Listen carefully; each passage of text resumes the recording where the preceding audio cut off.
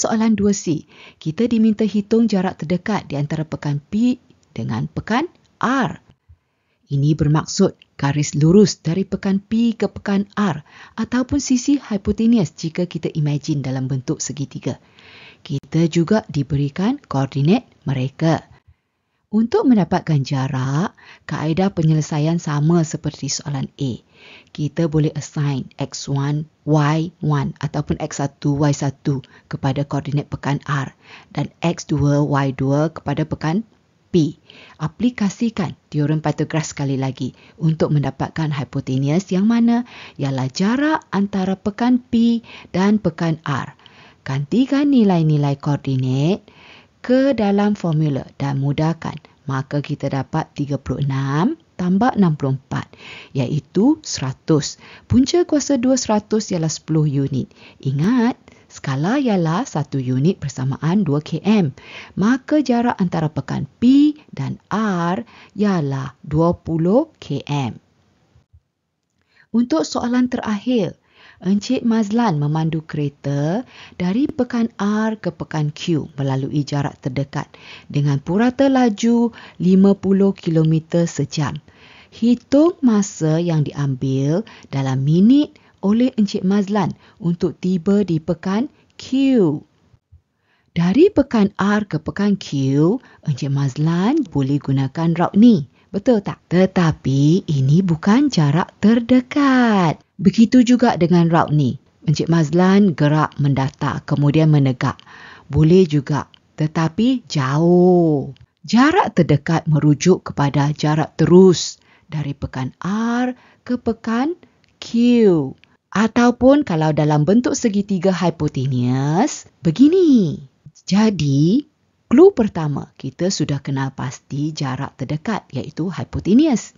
Kita juga diberitahu Encik Mazlan memandu dengan kelajuan 50 km sejam.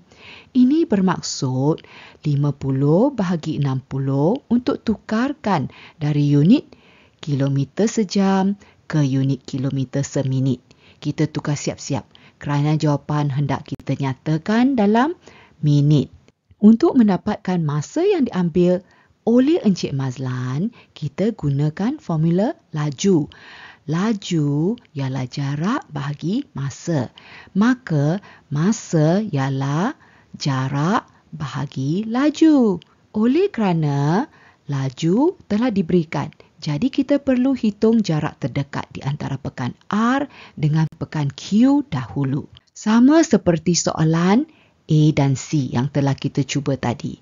Cikgu gunakan kaedah yang menggunakan nilai koordinat dan aplikasi teorem Pythagoras. Masukkan nilai X1, Y1 dan nilai X2, Y2, kemudian mudahkan operasi dan darab 2 untuk mendapatkan nilai dalam km. Jarak terdekat di antara pekan R ke pekan Q ialah 28.4253 kilometer. Untuk mendapatkan masa, jarak perlu dibahagi dengan laju. Maka 28.4253 bahagi 50/60. Gunakan kalkulator. Masa yang diambil dalam minit oleh Encik Mazlan untuk tiba di pekan Q ialah 34.11 minit.